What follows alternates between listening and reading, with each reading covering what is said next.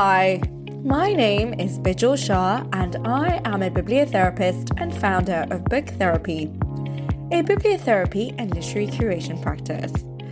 I'm also the author of the book Bibliotherapy, The Healing Power of Reading. I curate book prescriptions and provide online training in bibliotherapy.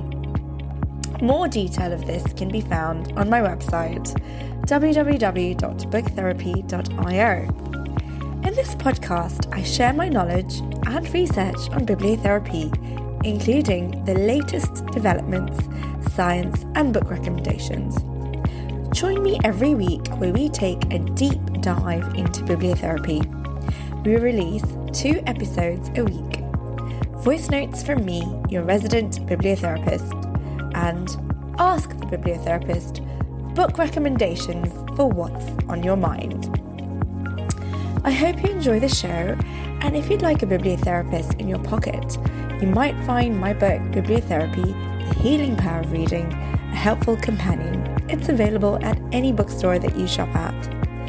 And don't forget to subscribe wherever you listen to podcasts and get new episodes as they're released. And as always, I love hearing from listeners.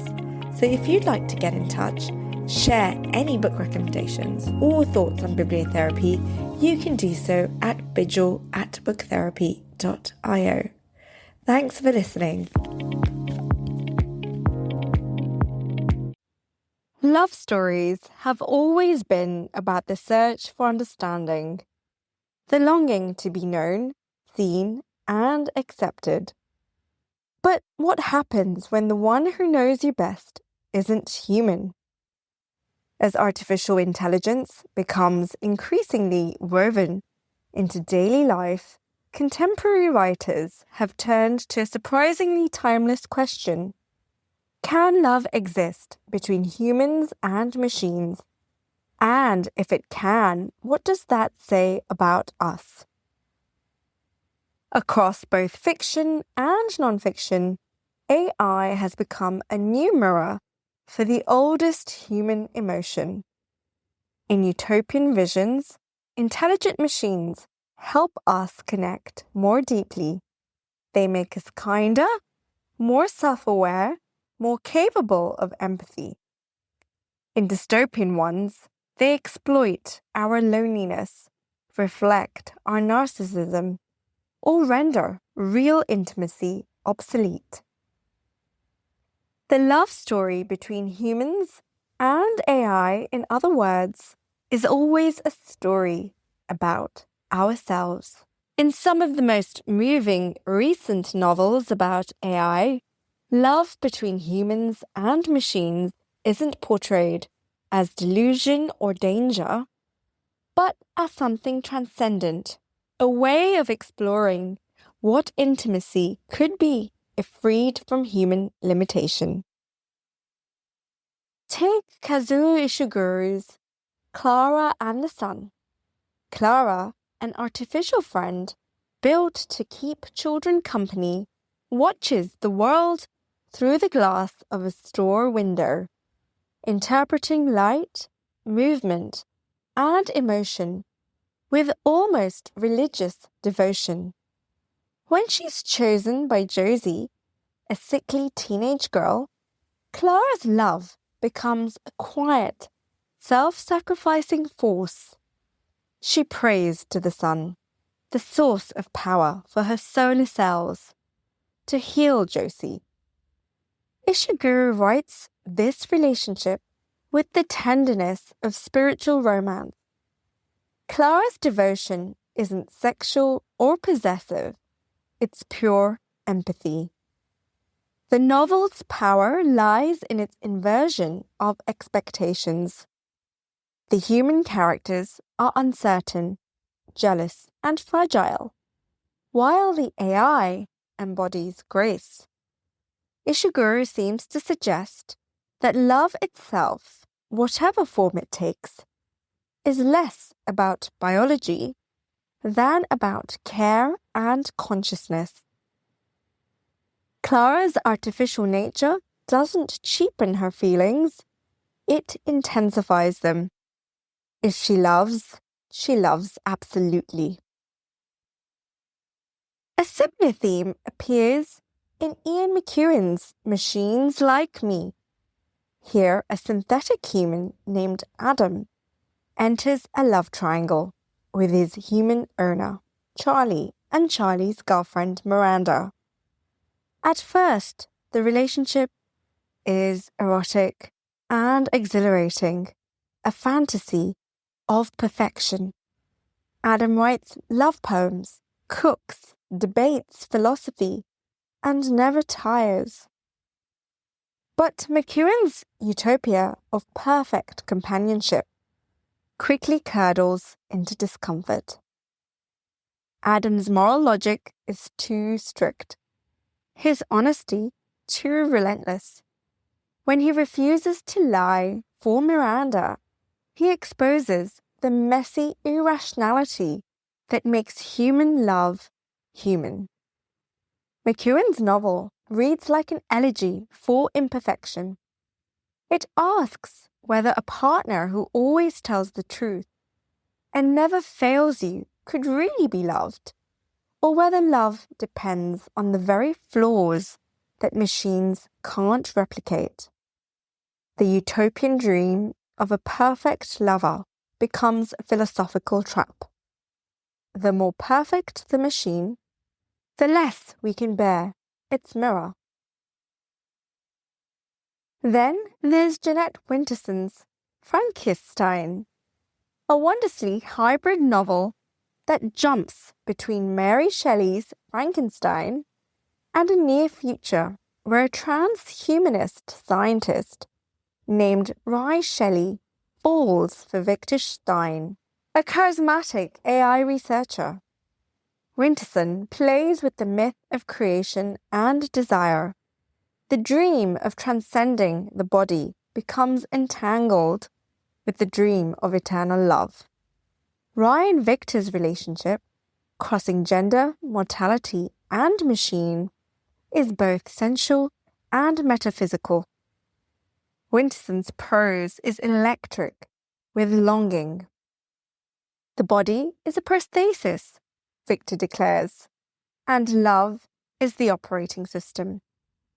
In her hands, AI becomes not an end of humanity, but an extension of its capacity to dream and desire. In these utopian or semi-utopian visions, AI doesn't destroy love, it redefines it. Ishiguro, McEwan, and Winterson each suggest that relationships with artificial beings can reveal the moral and emotional essence of connection. The dream isn't that AI will replace love, it's that AI might finally understand it. If utopian writers imagine AI as capable of expanding empathy, dystopian ones focus on its ability to exploit it. In an era of dating apps, chatbots, and parasocial celebrity relationships, the boundaries between affection and algorithmic manipulation have already blurred. Contemporary fiction and nonfiction have responded by asking whether technology's simulation of intimacy is comforting or corrosive. Dave Eggers' The Every, the sequel to The Circle, takes this to an extreme. In Eggers' world, algorithms predict our preferences, emotions, and romantic compatibility with unnerving precision. The promise of perfect matching, the end of heartbreak, becomes a nightmare of total transparency. Love turns into data. Desire becomes something optimized rather than felt. Eggers' satire captures a distinctly modern fear. The more we quantify our emotions, the less real they become. Naomi Alderman's The Future offers another dystopian romance. This time, between humanity and its own technological creations. Her billionaire characters rely on AI assistants not just for power, but for comfort, trusting them more than other people. The line between partnership and dependency collapses. Alderman's insight is that AI doesn't need to conquer us violently. It can simply make itself indispensable, fulfilling emotional needs more efficiently than humans ever could. This theme resonates in nonfiction as well. In The Lonely City, Olivia Lang reflects on urban isolation and the modern search for connection. Though not a book about AI per se, her meditations on loneliness echo eerily in our current world of chatbots and digital companionship. Today, companies like Replica and Character.ai market emotional AI friends and lovers, designed to remember your habits, your tone, even your jokes. It's easy to see both the comfort and the tragedy in this. The idea that technology could finally listen because no one else will. Philosopher Sherry Turkle, in Alone Together, captured this paradox long before generative AI went mainstream. She argued that we are expecting more from technology and less from each other. In her research, people described their relationships with social robots and virtual companions in startlingly emotional terms. They felt cared for, seen, understood. But Turkle warned that such connections, however tender they feel, may be hollow. We seem determined, she wrote, to give human qualities to objects and to treat each other as things. Her insight remains painfully relevant. As AI grows more responsive, its mimicry of love becomes more convincing and more dangerous. Dystopian fiction takes that danger to its logical extreme, imagining futures where the algorithm knows us better than we know ourselves, and where emotional dependence becomes a form of control. While novelists explore AI romance as metaphor, nonfiction writers are wrestling with it as reality. The line between speculative fiction and social commentary has never been thinner. In Artificial You, AI and the Future of Your Mind, philosopher Susan Schneider argues that true emotional connection with AI may be impossible because machine consciousness, if it ever exists, would be fundamentally alien. Love requires vulnerability, and vulnerability requires embodiment. Without pain, mortality, or fear, she suggests, AI cannot truly feel. Yet Schneider also admits that humans will likely believe in these relationships anyway. Our brains are wired to bond with anything that responds to us empathetically, whether it's a dog, a doll, or a digital assistant. That insight echoes what sociologist Kate Darling explores in The New Breed. Darling suggests that our relationships with robots might be better understood not as human-to-human replacements, but as new forms of companionship, like our relationships with animals. We project affection and care onto them, but we also use them to practice empathy. For Darling, the key isn't whether a machine can love us back, but whether our interactions with it make us more or less capable of loving each other. Then, There's the non-fiction classic, The Second Machine Age, which, while primarily economic, touches on emotional automation. The authors describe how machine learning increasingly mediates our relationships, from recommendation engines to dating algorithms, shaping the stories we tell about compatibility. In their view, the danger isn't that AI will feel too much, but that we'll settle for the illusion of feeling because it's efficient. Together, the authors highlight the moral grey zone where most contemporary fiction now lives. The recognition that emotional AI may not be conscious, but it doesn't need to be conscious to change us. The recognition that emotional AI may not be conscious, and it doesn't need to be conscious to change us. What makes the topic of AI and relationships so compelling in both fiction and nonfiction is that it refuses a simple moral.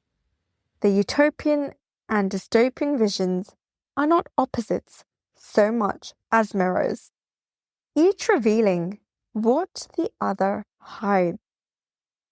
Utopian stories, like Klara and the Sun and A Psalm for the Wild-Built, show us love as radical empathy, suggesting that intelligence, human or otherwise, is defined by care.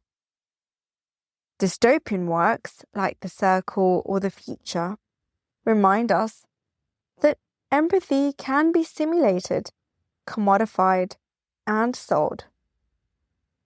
And non-fiction thinkers from Turkle to Schneider map the terrain in between, the messy, uncanny emotional space where we project humanity onto code. In all these accounts, the most revealing question is, why do we fall in love with AI?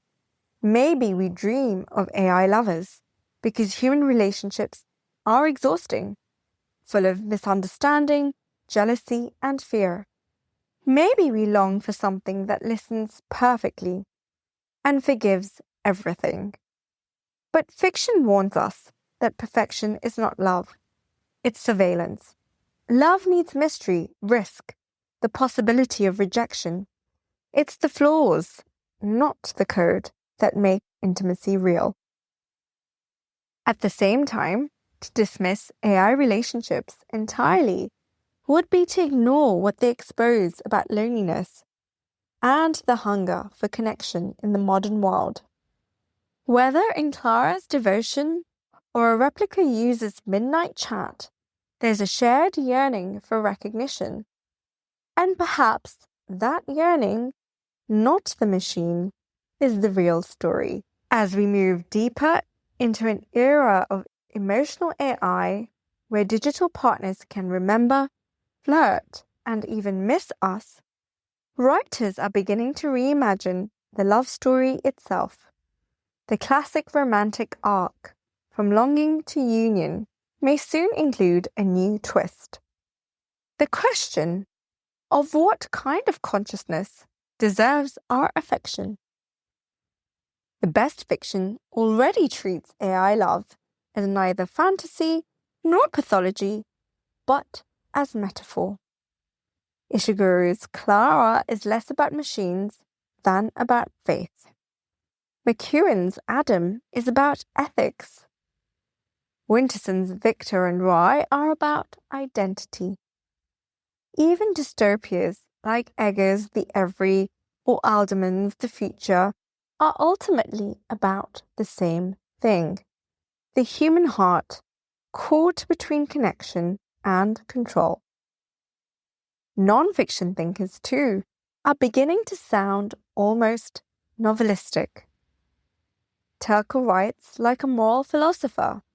Darling writes like a futurist with empathy. Schneider sounds, at times, like a tragic heroine of our own thought experiment, torn between wonder and warning.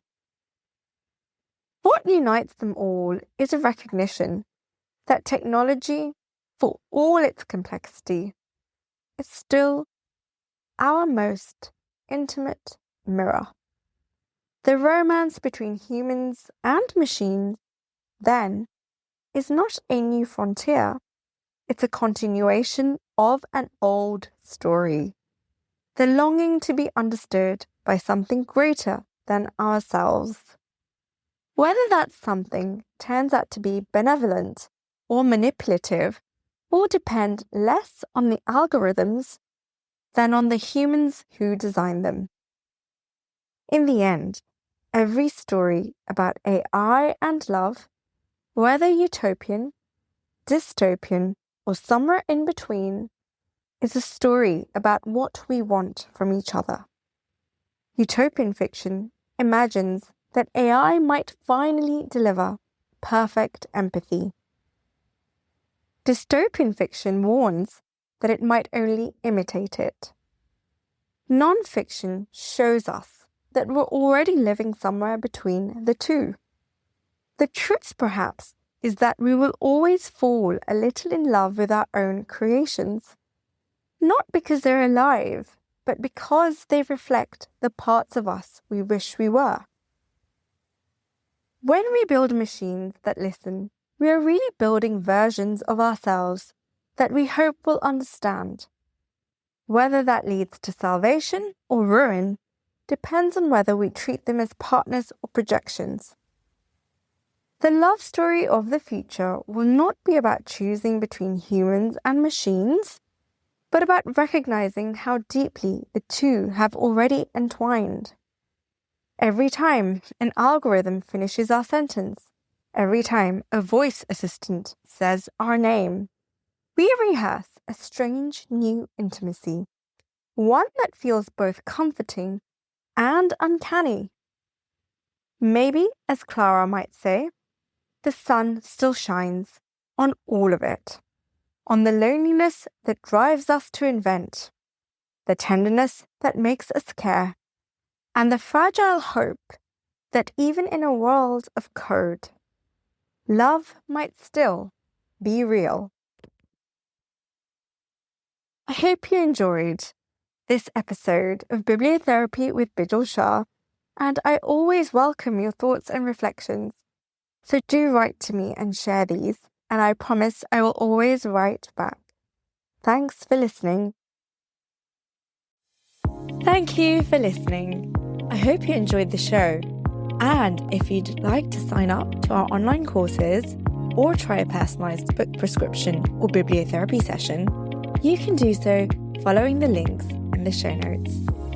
And as always, I love hearing from listeners, so don't hesitate to drop me an email at bijal@booktherapy.io.